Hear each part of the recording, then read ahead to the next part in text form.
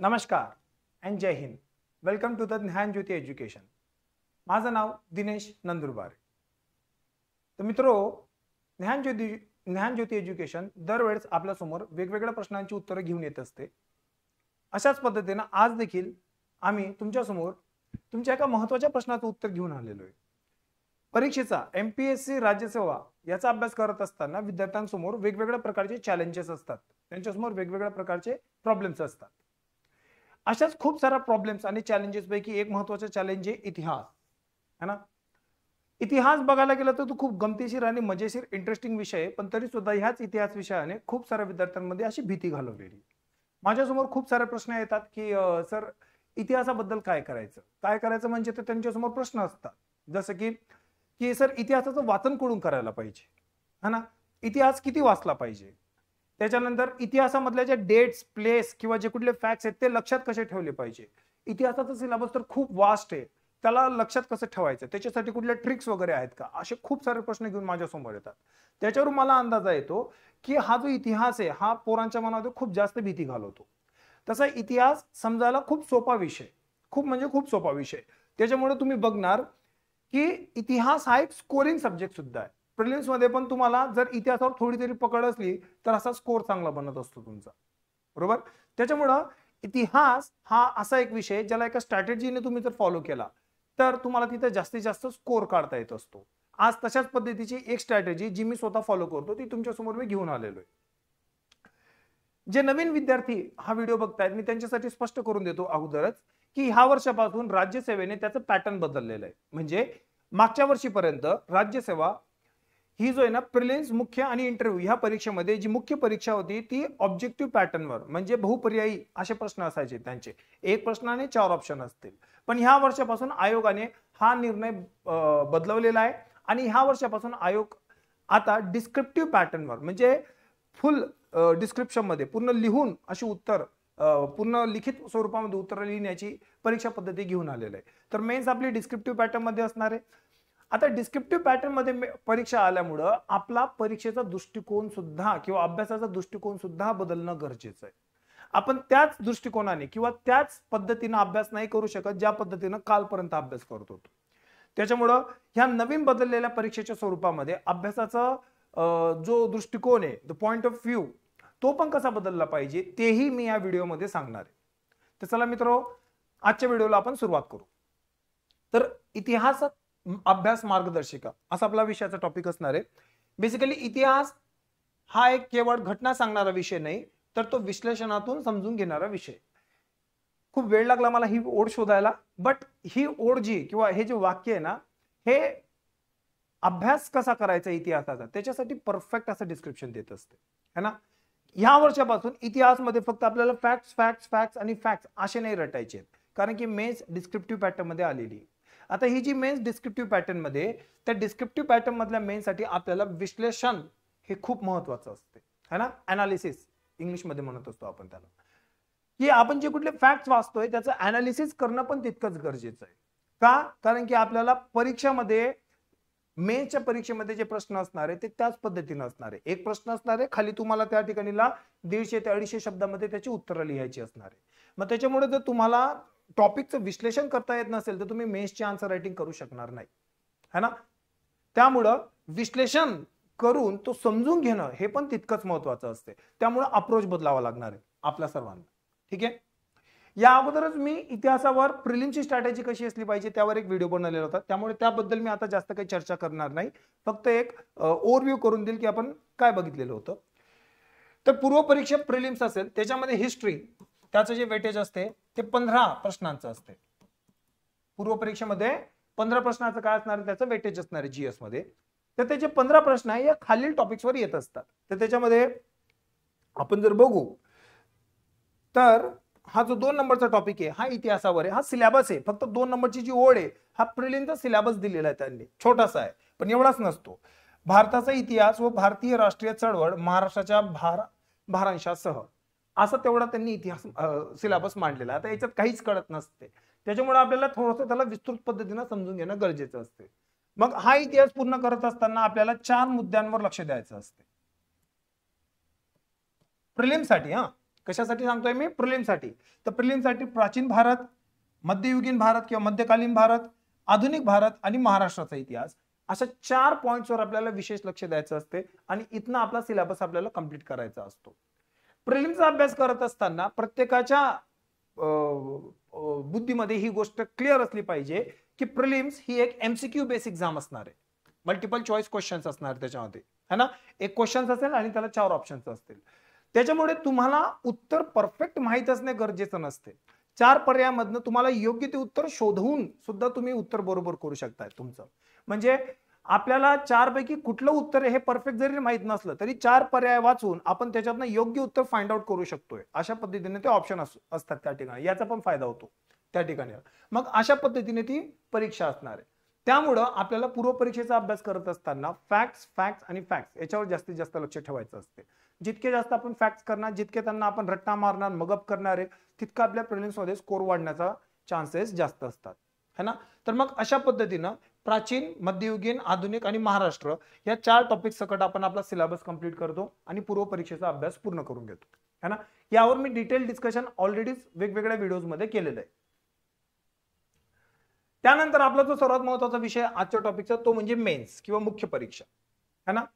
आता मेन्स किंवा मुख्य परीक्षा या ठिकाणीला आपल्याला टोटल 9 पेपर असणार आहेत. मेन्स मध्ये टोटल किती पेपर असणार आहेत? 9. त्या 9 पैकी 2 असतील qualifying language paper, qualifying language paper English आणि मराठी. त्याच्यानंतर 4 असतील जीएस, है ना. तर जीएस 1, 2, 3, 4 असे 4 जीएस असतील आणि त्याच्यानंतर त्याच्यामध्ये 2 असतील ऑप्शनल. त्याच्यामध्ये ऑप्शनल 1 आणि 2 असे 2 पेपर असेल आणि त्याच्यामध्ये एक असेल तुमचा एसे. असे टोटल 9 पेपर आहे. 1, 2, 3 आणि 4, 7 आणि 2, 9 असे 9 पेपर असणार आहे. तर या 9 पेपर पैकी हा जो जीएस आहे ना, हा आपल्यासाठी अत्यंत महत्वाचा आहे, कारण की याच्यामध्ये 4 पेपर असणार आहे. याच्यातला प्रत्येक पेपर हा 250 मार्काचा असणार आहे, 250 marks. GS1 250 मार्काचा, GS2 250 मार्काचा, GS3, GS4 असे प्रत्येक जीएस किती 250 मार्काचे जीएस असणार. त्याच्यातला आपला जो इतिहास हा विषय ना, इतिहास हा विषय आपल्याला GS1 या पेपरमध्ये सापडत असतो. आता GS1 मध्ये फक्त इतिहास नाहीये, 250 मार्काचा हा विषय असणार आहे GS1. त्याच्यामध्ये आपल्याला 3 प्रमुख विषय सापडणार आहे. एक असणार आहे हिस्ट्री, एक असणार आहे जिओग्राफी आणि एक असणार आहे सोशल इश्यूज. त्याच्यातला सोशल इश्यूवर एखाद 2 प्रश्न असतात, पण बाकी सर्व प्रश्न हिस्ट्री आणि जिओग्राफीवर असतात. म्हणजे साधारण मी तुम्हाला स्पष्ट सांगू शकतो की हिस्ट्रीवर नाही जरी म्हटलं तुम्ही तरी 100+ मार्क्सचे क्वेश्चन्स असतात डेफिनेटली. किती? 100+ मार्क्स तुमचं हिस्ट्रीमध्ये असणार आहे, है ना. तर मग ज्यावेळेस आपण जीएस चा विचार करत असतो मेन्सच्या आन्सर रायटिंग मध्ये, तर 1750 मार्काची तुमची मेन्स टोटल असणार आहे. त्याच्यामध्ये जर तुमचा हिस्ट्री ऑप्शनल आहे तर हिस्ट्री ऑप्शनलचे 500 प्लस हे 100+, तर असे 600 मार्क तुमचे फक्त हिस्ट्रीवर असणार आहे. आणि जर हिस्ट्री ऑप्शनल जरी नसणार आहे तरी 100+ मार्क तुम्हाला हिस्ट्रीवर असणार आहे. हे हिस्ट्रीचं वेटेज आहे आउट ऑफ 750 मार्क्स, है ना. त्याच्यामुळे हिस्ट्रीला एक अत्यंत असं महत्वाचं स्थान आहे त्या ठिकाणी. शिवाय हिस्ट्रीच्या आधाराने आपण जो आहे ना एसे रायटिंग मध्ये पण आपला चांगला एक्सपिरियन्स त्याला आपल्याला अनुभवायला भेटतो. कारण की ऐतिहासिक आपल्यासमोर एक्झाम्पल्स असतात जे आपण एसे मध्ये कोट करू शकतोय आणि ज्याच्याने आपल्या एसेचे मार्क्स आपण वाढवू शकतोय, करेक्ट. तर हिस्ट्री अत्यंत महत्वाचा आहे. आता हा जो जीएस आहे, हा जीएस आपल्याला डिस्क्रिप्टिव्ह फॉर्म मध्ये,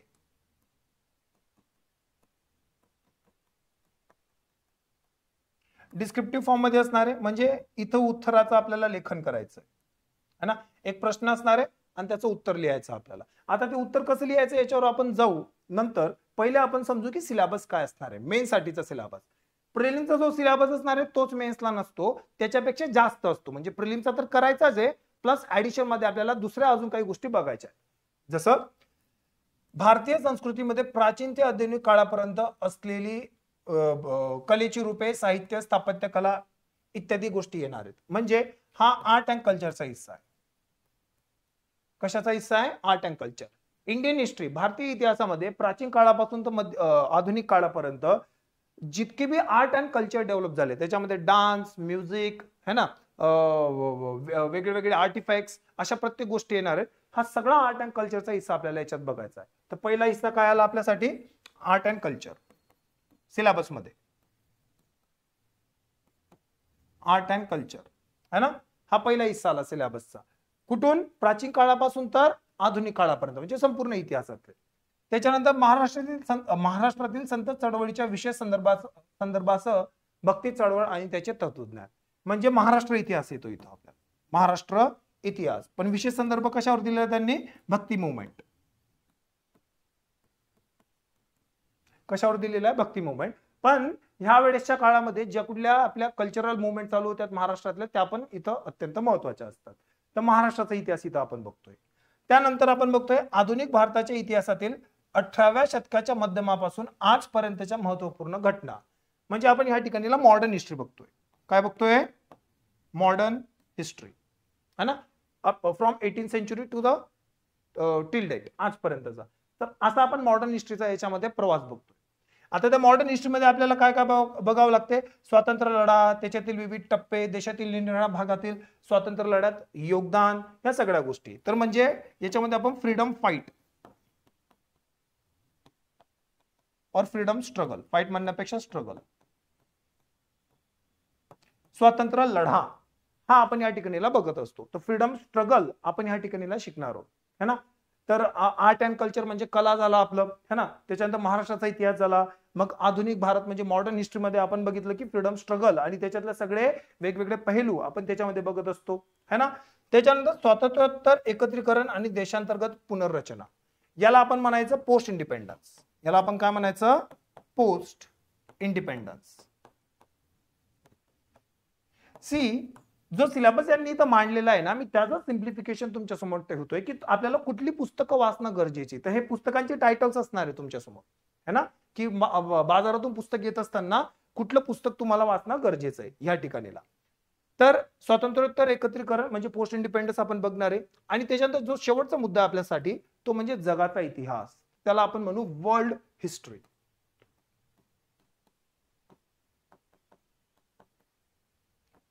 है ना, जागतिक इतिहास किंवा जगाचा इतिहास. त्याच्यामध्ये आपण काय काय बघतो, तर त्याच्यामध्ये आपण औद्योगिक क्रांती बघू, जागतिक है ना, वर्ल्ड वॉर म्हणजे जागतिक युद्ध बघू, करेक्ट. त्याच्यानंतर भूसीमांची जी पुनर्रचना झालेली त्याला रिऑर्गनायझेशन म्हणू. देन वसाहतवाद, कॉलोनियलायझेशन, निर्वसाहतवाद, डिकॉलोनियलायझेशन, राजकीय तत्वज्ञान, फिलॉसॉफी, पॉलिटिकल फिलॉसॉफी त्यावेळेची, भांडवलशाही, कॅपिटलिझम, असे वेगवेगळे मुद्दे आपण याच्यामध्ये बघणार.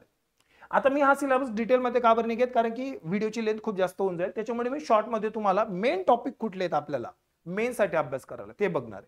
आता याच्यामध्ये जर आपण बघितलं art and culture, world history है ना, पोस्ट इंडिपेंडन्स, हे मुद्दे प्रिलिम्सला नव्हते आपल्याला, पण आता मेन्सला हे मुद्दे आलेले आहेत ना आपल्याला, म्हणजे आपला मेन्सचा सिलेबस वाढला आहे. प्रिलिम्सचा तर करायचा जे, त्याच्यामध्ये ऍडिशन काय टाकायची आपल्याला, ह्या मुद्द्यांची टाकायची. अशा पद्धतीने आपला मेन्सचा संपूर्ण सिलेबस कव्हर होतो. क्लिअर. तर हा काय झाला मेन्सचा सिलेबस. जर तुमच्याकडे परीक्षेसंदर्भात सिलेबस नसेल तर 7897992834, मी परत सांगतो 788 799 2834, या नंबरवर जर तुम्ही कॉल केला किंवा मेसेज केला, व्हॉट्सअप केला, तर तुम्हाला परीक्षेसंबंधीचा जो कुठला सिलेबस आहे, फक्त सिलेबस नाही तर PYQs जे आपले स्टेट बोर्ड किंवा NCERTचे PDFs आहेत, त्या PDF फॉर्म मध्ये या सगळ्या गोष्टी तुम्हाला फ्री ऑफ कॉस्ट या ठिकाणी प्रोव्हाइड केल्या जातील. फक्त तुम्ही या नंबरवर काय करायचा, टेक्स्ट करायचा किंवा कॉल करायचा आणि फ्री ऑफ कॉस्ट सिलेबस असो, PYQs असो किंवा वेगवेगळे आपले जे टेक्स्ट बुक आहेत त्यांचे PDF फॉर्म असो, या गोष्टी तुम्हाला फ्री ऑफ कॉस्ट त्या ठिकाणी प्रोव्हाइड करण्यात येतील. ठीक आहे. तर हा झाला आपला मेन्सचा सिलेबस. आता सिलेबस समजल्यानंतर आपल्याला समजून घ्यायचं असतं की कुठल्या पुस्तकातून हा सगळा सिलेबस कंप्लीट होणार आहे.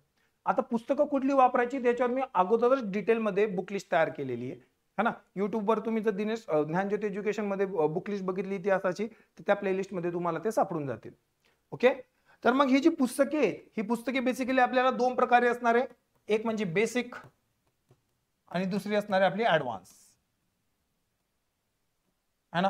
बेसिक पुस्तकांमध्ये NCERT 6 to 12 किंवा आपली जी स्टेट बोर्डची पुस्तक आहे 6 to 12 ही महत्वाची, ही स्टेट बोर्डची जरा जास्तच महत्वाची है ना, MPSCचा अभ्यास करतायत तर. हे सर्वात महत्वाचं आहे. मग तुम्ही हे वापरू शकताय आणि हे वाचून झाल्यानंतर म्हणजे यांचा अभ्यास व्यवस्थित झाल्यानंतर आपण जी ऍडव्हान्स पुस्तके किंवा जी प्रगत पुस्तकं आहे अभ्यासासाठीची त्याच्यावर जाऊ शकतोय. मग त्याच्यामध्ये मी तुम्हाला पूर्ण फुल डिटेल बुक लिस्ट सांगितलेली आहे. जसं मी आता एक शॉर्ट मध्ये सांगून देतो इथं फक्त पटपट नावं, की एन्शियंट हिस्ट्रीसाठी प्राचीन भारतासाठी आपल्याला काय वाचायचं आहे, R.S. शर्मा, याचं मराठी ट्रान्सलेशन अवेलेबल आहे. ठीक आहे. त्याच्यानंतर आपल्याला मेडिवल म्हणजे मध्ययुगासाठी आपल्याला काय वाचू शकतो आपण, तर मेडिवल साठी आपण सतीश चंद्र यांचं पण मराठी ट्रान्सलेशन अवेलेबल आहे. सतीश चंद्र है ना, यांची आपण पुस्तक वाचू शकतोय. त्याच्यानंतर मॉडर्न हिस्ट्रीसाठी आपण काय वाचू शकतोय, तर बिपिन चंद्र यांचं पण मराठी ट्रान्सलेशन आहे. हे ओरिजिनल इंग्लिश मध्ये लिहिलेली पुस्तक आहे, पण सध्याला यांचे मराठी ट्रान्सलेशन आपल्याकडे अवेलेबल आहे. तर तुम्ही मार्केटमध्ये जर शोधलंय की एन्शियंट मेडिवल मॉडर्नचे R.S. शर्मा, सतीश चंद्र, बिपिन चंद्र यांची पुस्तकं आम्हाला मराठी ट्रान्सलेटेड हवी आहे, तर ते तुम्हाला भेटून जातील त्या ठिकाणीला. तर तुम्ही यांची मराठी ट्रान्सलेशनची पुस्तकं वापरू शकता. त्याच्या पलीकडे आर्ट अँड कल्चर उरतोय आपल्या समोर. आता आर्ट अँड कल्चरसाठी आपल्याकडे मराठी असे महत्वाची पुस्तकं नाहीयेत, तर आपले जे राज्य महामंडळाची पुस्तकं आहे त्याच्यावर तुम्ही आर्ट अँड कल्चरचा अभ्यास करू शकताय. ठीक आहे. त्या ठिकाणीला पूर्णपणे कव्हर नाही होणार, पण बऱ्यापैकी तुमचा आर्ट अँड कल्चरचा मराठीमधनं सिलेबस त्या ठिकाणीला कव्हर होईल. पण तरी सुद्धा मी तुम्हाला एक इंग्लिश मधलं पुस्तक सांगेन. जर तुम्ही थोडी बहुत इंग्लिश तुम्हाला जमत असेल तर एक इंग्लिशचे छान असं पुस्तक आहे जे तुम्हाला ह्या ठिकाणीला मदत करेल. ते आहे नितीन सिंघानिया यांचं. नितीन सिंघानिया.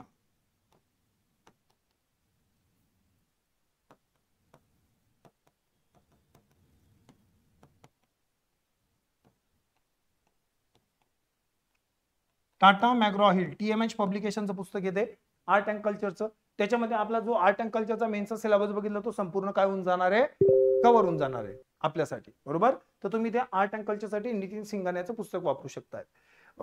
महाराष्ट्र इतिहासासाठी मी तुम्हाला ऑलरेडी सांगितलेलं आहे गाठाड है ना, किंवा समाधान महाजन.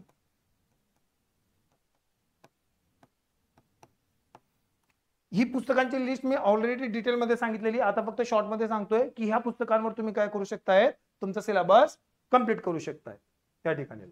ठीक आहे. आता इथून पुढे मी स्ट्रॅटेजीचा पार्ट चालू करणार आहे की अभ्यास करत असताना नेमकं काय करायला पाहिजे. प्रत्येकाने काही गोष्टी महत्त्वाच्या लक्षात ठेवलं पाहिजे.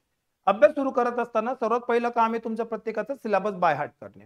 तुमच्या प्रत्येकाला माहिती पाहिजे की हिस्ट्रीच्या सिलेबस मध्ये काय येणार आहे ना. मग जर तुम्हाला माहिती आहे की हिस्ट्रीच्या सिलेबस मध्ये काय येणार आहे तर तुम्ही भरकटणार नाहीयेत.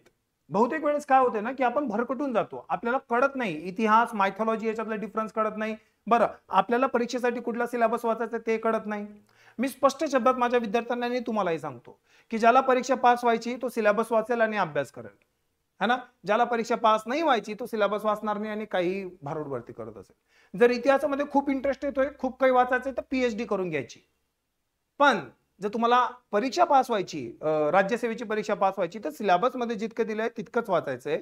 जास्त आपल्याला बालकी खाल म्हणजे ते भारूडभरती वाचायची नाहीये. प्रत्येकाने लक्षात ठेवलं पाहिजे. तर सिलेबस वाचा आणि अकॉर्डिंग टू द सिलेबसच आपल्याला स्टडी करायचं. जेवढे सिलेबस मध्ये मुद्दे मांडलेले आहेत तेवढेच आपल्याला फॉलो करायचे. ओके. त्याच्या बाहेर काहीच नाही करायचंय. तर पहिले सिलेबस वाचायचा. सिलेबस वाचून झाल्यानंतर पुस्तकं घ्यायची, रिलेव्हंट पुस्तकं, आणि मग त्या पुस्तकातून अभ्यास सुरू करायचा. तर अभ्यास सुरू करत असताना प्रत्येकाने लक्षात ठेवा की आपल्याला कालखंडानुसारच अभ्यास करणं गरजेचं आहे. वेगवेगळ्या पिरियडनुसारच अभ्यास करणं गरजेचं आहे. आणि क्रोनॉलॉजिकल केला तर छान. कालखंडानुसार म्हणजे काय, क्रोनॉलॉजिकल बेसिकली की पहिले प्राचीन, मध्यकालीन, आधुनिक, महाराष्ट्र, जागतिक इतिहास अशा पद्धतीने जर तुम्ही केला तर ते थोडं व्यवस्थित असेल.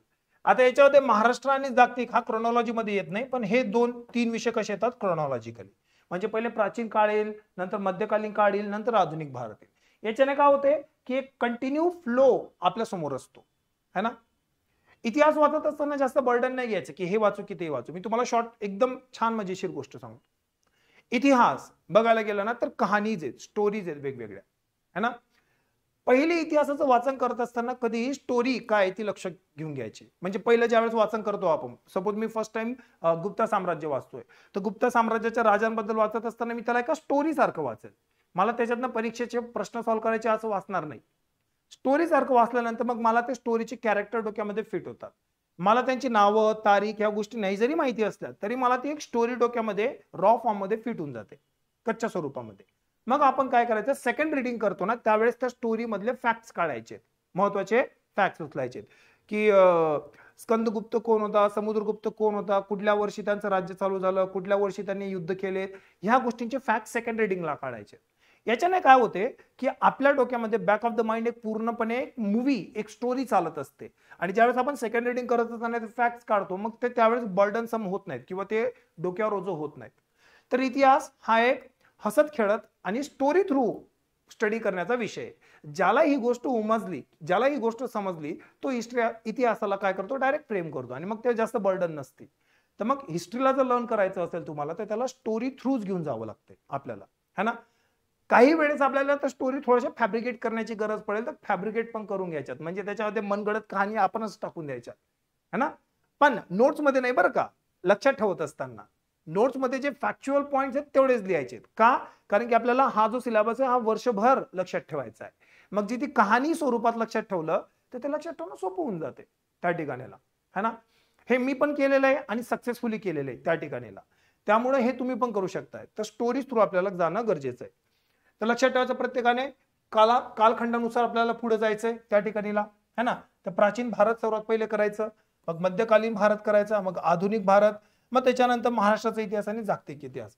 अशा पद्धतीने तुम्ही काय करायचा, क्रोनॉलॉजिकली टाइमलाईन नुसार तुम्ही काय करायचं, कालखंडानुसार तुम्ही काय करायचं आहे, अभ्यास करणं गरजेचं आहे त्या ठिकाणीला. ठीक आहे. आता अभ्यास कसा करायचा, है ना. इतिहासाचा अभ्यास करत असो किंवा कुठलाही अभ्यास करत असो, बेसिकली अभ्यास कसा करायचा ह्या ठिकाणीला. तर प्रत्येकाने लक्षात ठेवायचं की आपला एक टाइम टेबल फिक्स्ड असला पाहिजे, की मी कुठल्या दिवसाला कुठला विषय करणार. त्याच्यात तुम्हाला माहित पाहिजे की पर्टिक्युलर विषय किती दिवसामध्ये तुम्ही कंप्लीट करू शकताय, है ना. का? कारण की आपल्याला एका लिमिटेड पिरियड मध्ये लिमिटेड सिलेबस कंप्लीट करायचा आहे ना. जन्माला आल्यापासून तुमच्या आणि माझ्याकडे टाइम आणि एनर्जी या दोनच गोष्टी आहेत. प्रत्येक जीव तुमच्या माझ्यासारखा जो जन्माला आलेला आहे तो दोनच गोष्टी घेऊन आलेला आहे, एक आहे टाइम आणि दुसरा आहे एनर्जी, है ना, ऊर्जा त्या ठिकाणीला. हा जो टाइम आहे ना हा आपल्या दोघांसाठी असा रोल होतोय पटपट, है ना. तो थांबत नाही आपल्यासाठी. जेव्हापासून आपण बोलतोय तेव्हापासून आपला जवळपास 15-20 मिनिटाचा वेळ दोघांचा गेलेला आहे ना, माझ्यासाठी थांबलाय ना तुमच्यासाठी थांबलेला आहे. करेक्ट. मग वेळ जो कोणासाठी थांबत नाहीये त्या वेळेमध्ये जास्तीत जास्त आउटपुट कसं काढता येईल, तर त्याच्यासाठी आपल्याला एनर्जी आपली जी आहे तिचा योग्य वापर करणं गरजेचं आहे. एक छोटासा प्रश्न विचारतो तुम्हाला, की तुम्ही 10 वर्ष लावून आयोगाची परीक्षा पास झालेत, एमपीएससीची परीक्षा 10 वर्षाचा अभ्यास करून पास झालेत, आणि तुमचाच एक मित्र आहे, भाऊ आहे, जो एका वर्षामध्ये ती परीक्षा पास झाला. या गोष्टीचा अर्थ काय निघणार आहे? तर या गोष्टीचा अर्थ सिंपल आहे की जो एका वर्षात पास झालेला तुमचा मित्र किंवा भाऊ आहे हा तुमच्यापेक्षा 10 पट जास्त आयुष्य जगलेला आहे. त्याच्यासाठी वेळ जास्त नाहीये, त्याने दिलेल्या वेळेचा चांगला उपयोग केला, एनर्जी चांगल्या वापरल्यात, आणि म्हणून मग काय झालंय, त्याने कमी वेळेमध्ये ते यश प्राप्त केलंय आणि तुमच्यापेक्षा जास्त जीवन जगलेलं आहे तो. मग जर आपल्याला टाइम वेस्ट नसेल करायचं आणि जास्तीत जास्त आउटपुट काढायचं असेल तर आपल्याला टाइम मॅनेजमेंट हे खूप महत्वाचं आहे. काय महत्वाचं आहे? Time management. त्याच्यासाठी प्रत्येकाने आपला टाइम टेबल ठरवणं गरजेचं आहे, है ना. टाइम टेबल तुम्हाला कोणी सजेस्ट करू शकणार नाहीये. प्रत्येक व्यक्ती वेगळा, प्रत्येक व्यक्तीचा स्वभाव वेगळा, त्याच्या सवयी वेगळ्या, त्या हिशोबाने ते स्वतःचे टाइम टेबल ठरवतील. पण प्रत्येकाने टाइम टेबल ठरवणं गरजेचं आहे. टाइम टेबल ठरवणं म्हणजे काय, की कमीत कमी वेळेमध्ये जास्तीत जास्त आउटपुट कसं काढता येईल आणि रिअलिस्टिक अप्रोच ठेवणं गरजेचं आहे. ते भावनांमध्ये वाहून काहीतरी फालतूचे गोल नाही ठेवायचे की मी एका दिवसाला 2-2 चॅप्टर कंप्लीट करेल हिस्ट्रीचे आणि मग पुढे जाईल, काहीच नाही होणार आहे ना. पुढे पाठ मागे सरचं पाठ अशातलीच गत राहणार आहे. तर टाइम टेबल प्रत्येकाने ठरवणं गरजेचं आहे. त्यानंतर अभ्यास करत असताना प्रत्येकाच्या संक्षिप्त नोट्स बनवणं गरजेचं आहे, है ना. का? नोट्स आपण ज्या परीक्षेचा अभ्यास करतोय ती परीक्षा वर्षभर आहे, है ना. बरं, जरुरी नाहीये की आपल्यातला प्रत्येक जण पहिल्याच अटेम्प्ट मध्ये पास होईल, त्याला दुसरा अटेम्प्ट पण लागू शकतोय, किंवा तिसरा अटेम्प्ट पण लागू शकतोय, बरोबर. तर मग अशा परिस्थितीमध्ये आपण दरवेळेस पाठ्यपुस्तकं किंवा आपली जी रेफरन्स बुक आहे ही नव्यानं वाचत बसायची, तर हे जो आहे ना, एक वेळ चांगलं वाटते, दोन वेळ, तिसऱ्या वेळेस बोर होऊन जातो आपण, मग ते वाचण्याची इच्छा मरून जाते. मग अशा वेळेस जर आपल्याकडे आपल्या कन्साइज नोट्स असतील, म्हणजे 500 पानाचं पुस्तक वाचण्यापेक्षा जर मी 50 पानाची माझी नोट्स वाचून सेम सिलेबस माझ्या म्हणजे सेम कंटेंट माझ्या डोक्यातला रिफ्रेश करू शकतोय, तर ते 50 पानाच्या नोट्स बेटर आहेत ना. नोट्स काय करत असतात की पुस्तकांमधला जो डेटा आहे तो तुमच्यासाठी कन्साइज करून देतात, है ना. पण ह्या ज्या नोट्स आहेत ह्या स्वतःच्या असल्या पाहिजेत, दुसऱ्यांच्या नोट्स कॉपी करायच्या नाही. माझ्या नोट्स जर मी तुम्हाला वाचायला दिल्या तर तुमच्यापैकी एकालाही त्या कळणार नाही, कारण की त्या मी माझ्यासाठी बनवलेल्या आहेत. त्याच्यातल्या प्रत्येक शॉर्टकट्स, प्रत्येक ट्रिक्स हे माझ्या अंडरस्टँडिंग नुसार आहे, बरोबर. मग त्याच पद्धतीनं तुमच्यापैकी प्रत्येकाने सुद्धा स्वतःच्या संक्षिप्त नोट्स बनवणं गरजेचं आहे. तुम्ही जो कुठला टॉपिक वाचणार आहे लगेच त्याच्या नोट्स बनवायच्यात का, तर परत रिव्हिजन करत असताना पुस्तक वाचायची गरज नाही, त्या नोट्स जरी वाचल्या तरी तुमचं रिव्हिजन होते. याच्याने तुमचा वेळ वाचतो, याच्याने काय वाचतो, वेळ वाचतो, बरोबर. त्याच्यामुळे तुम्ही नोट्स ठेवणं गरजेचं आहे. शिवाय परीक्षेच्या 1-2 दिवसा अगोदर रिव्हिजन करण्यासाठी ह्या नोट्स तुम्हाला अत्यंत कामात असतात. प्रिलिम्स मध्ये, जीएस मध्ये 7 टॉपिक्स आहेत, 7 सब्जेक्ट्स आहेत वेगवेगळे. ह्या 7 सब्जेक्टचं तुम्ही रिव्हिजन कसं करणार आहे परीक्षेच्या 1-2 दिवसा अगोदर. पुस्तकं चाळून तर शक्यच नाहीये, कारण की त्याला वेळ खूप जाईल. पण जर तुमच्याकडे शॉर्ट नोट्स असतील तुमच्या, तर तीच रिव्हिजन करणं सोपं होऊन जाते. कमी वेळेत तुम्ही संपूर्ण रिव्हिजन करू शकता. केव्हा, ज्यावेळेस तुमच्याकडे तुमच्या नोट्स असतील. तर प्रत्येकाने संक्षिप्त नोट्स बनवणं तितकंच गरजेचं आहे ना. त्यानंतर टेस्ट सिरीज सोडवणं गरजेचं आहे. टेस्ट सिरीज ही अत्यंत महत्वाची गोष्ट आहे. का, कारण की आपण काय अभ्यास करतोय आणि आपला अभ्यास योग्य दिशेने जातोय की नाही हे कसं कळणार आहे आपल्याला, बरोबर. कदाचित मी जो टॉपिक वाचतोय तो टॉपिक माझ्या सिलेबसचाच नाहीये, पण मी त्याच्यासाठी वाचून 10 दिवस इन्व्हेस्ट केले त्याच्यामध्ये, आणि 10व्या दिवसानंतर आपल्याला कळतंय की अरे त्याच्यावर प्रश्नच विचारत नाहीये, बरोबर. किंवा आपल्याला परीक्षेच्या वेळेस कळले की आपण जे वाचलं त्याच्यातनं काही विचारलेलंच नाहीये, म्हणजे आपला अभ्यास भरकटलेला होता ना. मग हा अभ्यास वेळीच ट्रॅकवर कसा आणायचा किंवा हा भरकटण्यापासून कसं वाचवायचं याला, तर त्याच्यासाठी सिंपल आहे टेस्ट सिरीज. टेस्ट सिरीज मध्ये आपण जे प्रश्न सॉल्व्ह करत असतो ते आपण जो रोजचा अभ्यास करतोय त्याच्यावरच करत असतो. मग जर टेस्ट सिरीज मधले प्रश्नांची उत्तर, प्रश्नच आपल्याला समजत नाहीये की हा प्रश्न आलाच कुठून, मी इतकं वाचन केलंय पण मला हा टॉपिक तर कुठे सापडलाच नाही, म्हणजे आपलं वाचन चुकलेलं आहे, आपली दिशा चुकलेली आहे. मग ती करेक्ट करण्यासाठी आपल्याला टेस्ट सिरीज मदत करत असतात. प्रत्येकाने लक्षात ठेवायचं की ऍटलिस्ट वीकली टेस्ट सिरीज देणं गरजेचं आहे.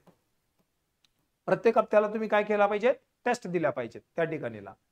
तर मग अशा टेस्ट सिरीज तुम्हाला तुमचा अभ्यास एका सही दिशेमध्ये ठेवायला मदत करत असते, है ना. त्यानंतर उत्तर लेखनाचा सराव. परीक्षेचा अभ्यास करत असताना टेस्ट सिरीज सोबत तुम्हाला उत्तर लेखनाचा सराव करणं पण तितकंच गरजेचं आहे. का, मी जो माझा अनुभव आहे तो असा अनुभव आहे की विद्यार्थ्यांना आता लिहिण्याची सवय गेलेली, कम्प्लिटली सुटलेली आहे. मी जर एखाद्या विद्यार्थ्याला बोललो की स्वतःबद्दल 200 लाईनींमध्ये एक निबंध लिही, तर तो विद्यार्थी स्वतःबद्दल 200 लाईनीमध्ये निबंध सुद्धा लिहिणं एकदम अवघड करून देतो, स्वतःसाठी अवघड करून देतो, है ना. स्वतःबद्दल सुद्धा जर तुम्ही 200 शब्दामध्ये 200 लाईनीमध्ये उत्तर लिहू शकत नाहीये, तर माझ्या प्रश्नाचं उत्तर द्या की तुम्ही मेन्सची आन्सर रायटिंग कशी करणार आहे. मेन्सच्या आन्सर रायटिंग मध्ये आपल्याला 9 पेपर आहेत, हे पूर्ण डिस्क्रिप्टिव्ह पॅटर्न मध्ये, है ना. बरं, लिहायचं म्हणून काही लिहायचं नाही. ग्रॅज्युएशन पर्यंत आपल्याला कशी सवय होती की काळाचा पांढराचा काळा पेपर करायचा, दॅट्स इट, त्याच्यामध्ये आपल्याला काहीतरी मार्क भेटून जाणार आहे. बट आपण आता ग्रॅज्युएशनचा अभ्यास नाही करते ना, कॉम्पिटेटिव्ह परीक्षेचा अभ्यास करतोय. दोघांमध्ये अंतर काय की ग्रॅज्युएशन मध्ये पास सगळे होऊ शकतात, इथं सगळेचे सगळे मेरिट मध्ये येऊ शकत नाहीये. ज्या सिलेक्टिव्ह पोस्ट आहे तितकेच लोक मेरिट मध्ये येणार आहे, म्हणजे अभ्यास करून सुद्धा फेल होण्याची पूर्ण शक्यता असते, है ना. मग अशा परिस्थितीमध्ये आपल्याला आपला अभ्यास इतरांपेक्षा जरा जास्त स्मार्ट आणि चांगला करणं गरजेचं असते, है ना. म्हणून उत्तर लेखनाचं कौशल्य, स्किल आपल्यामध्ये डेव्हलप होणं तितकंच गरजेचं आहे.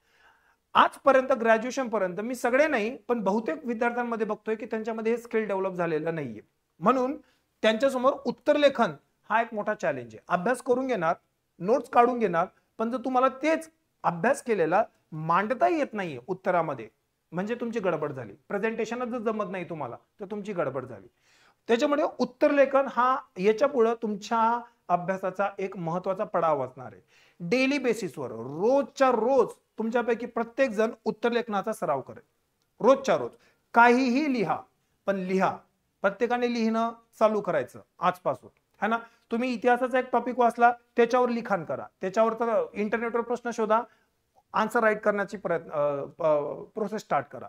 सुरुवातीला खूप अवघड होणार आहे, सुरुवातीला खूप प्रॉब्लेम्स येणार आहेत, येऊ द्या. महिना 2 महिना खूप घाण होणारे, गडबड होणारे होऊ द्या, पण याची सवय पाडा.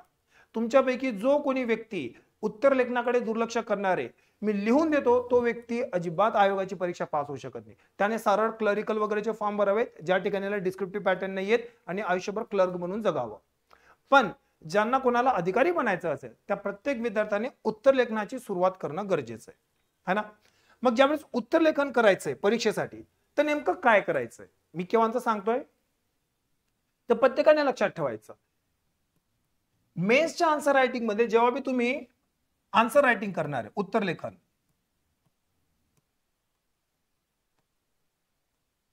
तर मेन्सची आन्सर रायटिंग करत असताना प्रत्येक उत्तराचं एक स्ट्रक्चर असणार आहे. त्याचं काय असणार आहे, स्ट्रक्चर. हे स्ट्रक्चर प्रत्येकाच्या डोक्यामध्ये फिट झालेलं पाहिजे, एकदम परफेक्ट सेट झालं पाहिजे, है ना. आता या स्ट्रक्चर मध्ये 3 पॉइंट असणार आहे, प्रस्तावना, मुख्य मुद्दे आणि निष्कर्ष. इंग्लिश मध्ये याला म्हणायचं इंट्रोडक्शन, मेन बॉडी पार्ट आणि कन्क्लुजन. हे स्ट्रक्चर असणार आहे. तुम्हाला कुठलाही प्रश्न विचारला तर त्या टॉपिकचं पहिले इंट्रोडक्शन करणं तितकंच गरजेचं असतं. समजवतो तुम्हाला काय, ठीक आहे. पहिले स्ट्रक्चर समजून घ्या, नंतर त्याच्यात काय करायचं असते ते सांगतो, है ना. जो कुठला प्रश्न विचारलाय त्याच्यातला जो मेन टॉपिक असेल त्याचं इंट्रोडक्शन करणं गरजेचं असते. साधारण तुम्ही त्याला 2 ते 3 लाईनीमध्ये इंट्रोडक्शन करू शकताय. त्याच्यानंतर आपल्याला असं दिसतं की आपल्याला आन्सर रायटिंग करत असताना मेन बॉडी लिहायची असते. मेन बॉडी म्हणजे काय असते की जो प्रश्न विचारलाय त्याचं उत्तर सविस्तर पद्धतीने इथे लिहायचं असते. मेन बॉडी हा सर्वात महत्वाचा पार्ट असतो. म्हणजे उत्तराच्या जवळपास 75 ते 80% हा मेन बॉडी पार्ट असतो, है ना. आणि उरलेलं मग शेवटी आपल्याला कन्क्लुजन करायचं असते. कन्क्लुजन काय असते, निष्कर्ष, की जे कुठलं आपण मेन बॉडी पार्ट मध्ये लिहिलेलं आहे त्याचा एक डायरेक्ट सार, है ना, कन्क्लुजन असते या ठिकाणीला. म्हणजे उत्तर लिहित असताना आपल्याला प्रत्येक गोष्ट ह्या 3 फॉर्म मध्ये लिहायची असते, इंट्रोडक्शन, मेन बॉडी पार्ट आणि कन्क्लुजन, प्रत्येकाने, है ना. अशाच पद्धतीने लिहिणं गरजेचं असते, है ना. जसं फॉर एक्झाम्पल, एक एक्झाम्पल म्हणून एक तुमच्यासमोर प्रश्न ठेवतो, है ना. मी उत्तर नाही लिहिणार, पण त्याचं कसं असू शकतंय. उदाहरणार्थ तुम्हाला प्रश्न विचारला की सम्राट अशोक यांचा धम्म म्हणजे काय, 150 शब्दामध्ये उत्तर लिहा. प्रश्न सिंपल आहे की सम्राट अशोकांचा धम्म म्हणजे काय, असा सिंपल प्रश्न आहे. मग इंट्रोडक्शन मध्ये काय येणार आहे, सम्राट अशोकांचा धम्म. मग सम्राट अशोकांचा धम्म काय, तर तो तुम्हाला साधारण 2 ते 3 लाईनीमध्ये एक्सप्लेन करायचा आहे की सम्राट अशोकांचा धम्म म्हणजे समाजामध्ये लोकांनी कसं वागलं पाहिजे, कशा पद्धतीने शांतता मेंटेन ठेवली पाहिजे, त्या संबंधीचे त्यांचे काय ते प्रिन्सिपल्स आहेत, तत्व आहेत, त्याला म्हणायचं सम्राट अशोकाचा धम्म. 2-3 लाईनीमध्ये एक्सप्लेन केला. मग खाली मेन बॉडी मध्ये त्या धम्मचे प्रिन्सिपल्स कुठले कुठले होते, की आई वडिलांचा रिस्पेक्ट करणे, गुरुजनांचा रिस्पेक्ट करणे, ब्राह्मण आणि जे साधू आहेत त्यांचा रिस्पेक्ट करणे, जनावरांना नुकसान नाही पोहोचवणे, अहिंसा तत्व फॉलो करणे, है ना. अशा पद्धतीने त्याचे काय येणार आहेत, प्रिन्सिपल्स येणार आहेत. मग ते खाली एक्सप्लेन करायचे. आणि कन्क्लुजन मध्ये सम्राट अशोकाचा धम्म म्हणजे काय होता, तर समाजात शांती पसरवण्यासाठी तयार करण्यात आलेला ती एक पॉलिसी होती, ती एक रणनीती होती जी सम्राट अशोकाने चालू केली होती, त्याला म्हटलं धम्म. आता मी हे वेळेअभावी फार कन्साइज वे मध्ये सांगितलं, पण आपल्याला इंट्रोडक्शन, मेन बॉडी आणि कन्क्लुजन अशा 3 पद्धतीने हे आन्सर मांडता येणं गरजेचं आहे. जर तुम्ही अशा 3 पद्धतीनं म्हणजे ह्या 3 पॉइंट मध्ये तुमचा आन्सर मांडू शकतायत तर आणि तरच तुम्हाला जास्तीत जास्त मार्क भेटणार आहेत. जर तुम्ही रॅन्डमली काहीही खिचडी लिहिली त्या ठिकाणीला तर तुम्ही विसरून तर तुम्हाला जास्त मार्क भेटणार आहेत, है ना. 10 मार्कचा प्रश्न असेल तर 2-1 मार्क ठेवतील तुम्हाला आणि म्हणतील bye bye, tata bye bye. त्याच्याने मेरिट क्रॅक होणार नाही. जर मेरिट मध्ये यायचंय तर आपल्याला आन्सर रायटिंग कशी केली पाहिजे याच्यावर तितकाच फोकस करणं गरजेचं आहे. मग ही आन्सर रायटिंगची प्रॅक्टिस काय एका दिवसात होणार आहे नाही, याच्यासाठी तुम्हाला सतत सराव करावा लागणार आहे, है ना. तुमच्यापैकी प्रत्येकाने एक गोष्ट लक्षात ठेवायची आहे, प्रत्येकाने काय, तर आपली जी मेन्सचा पेपर असेल ना तो मेन्सचा पेपर 250 मार्काचा असेल, कुठलाही GS1 GS2 म्हणजे जे मी तुम्हाला 9 पेपर सांगितले, 9 पैकी 7 पेपर GS1 2 3 4, त्याच्यानंतर एसे आणि ऑप्शनलचे 2 पेपर 1 आणि 2, हे जे 7 पेपर आहेत ना, याच्यातला प्रत्येक पेपर 250 मार्काचा आणि 3 तासाचा असणार आहे, 3 आवर्स है ना. अशा पद्धतीनं हा पेपर असणार आहे. दिवसाला 2 पेपर असणार आहे, 2 पेपर्स. दिवसाला किती पेपर असणार आहे? 2, म्हणजे 6 तासाचं लिखाण काम असणार आहे. किती? 6 आवर्स. बरं, हे 6 तासाचं लिखाण काम फक्त टाइमपास नाही करायचं, याच्यावर तुमचं करिअर सेट होणार आहे, म्हणजे थोडंसं सिरियसली करायचंय या क्षणाला. दिवसाला 6 तास लिहिण्याची सवय असणे आणि त्यातल्या त्यात डोकं शांत ठेवून एकदम फोकसने लिहिण्याची सवय करणे, आपल्याला ह्या स्टेज पर्यंत स्वतःला घेऊन जायचंय. आज तुमच्यापैकी किती जण ह्याच्यासाठी तयार आहेत मला माहिती नाहीये, पण जितका माझा अनुभव माझ्या समोरच्या विद्यार्थ्यांना बघून मला येतोय तो असा आहे की यांच्यापैकी एकही जण सध्याला ह्या चॅलेंजसाठी तयार नाहीये. परीक्षेचा अभ्यास करणं तर एक चॅलेंज आहे, पण ती परीक्षा पूर्ण करणे मेन्सची, तो पण तुमच्या समोर किंवा माझ्या समोर एक मोठा चॅलेंज असणार त्या ठिकाणीला. म्हणून आपल्याला ह्या लेवल पर्यंत स्वतःची तयारी घेऊन जायची की दिवसाला 6 तासाचं रोजचं लिखाण काम असणार आहे. कसं? रोजचं लिखाण काम. करेक्ट. तर मग त्याच्यासाठी तितकी आपली प्रॅक्टिस असली पाहिजे. 3 तास बसून राहण्याची प्रॅक्टिस, 3 तास कंटिन्युअस लिहिण्याची प्रॅक्टिस, 3 तास योग्य ते लिहिण्याची प्रॅक्टिस, आणि हस्ताक्षर पण कसं ठेवलं पाहिजे?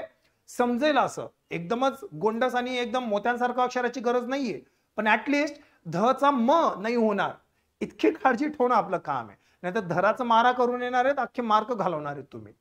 तर ते नाही झालं पाहिजे. त्यासाठी आपल्याला रोज तितकी तयारी करणं गरजेचं आहे ना.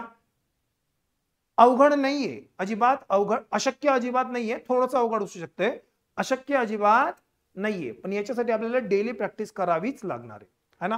तर अशा पद्धतीने आपल्याला उत्तर लेखनाचा सराव करावा लागणार आहे.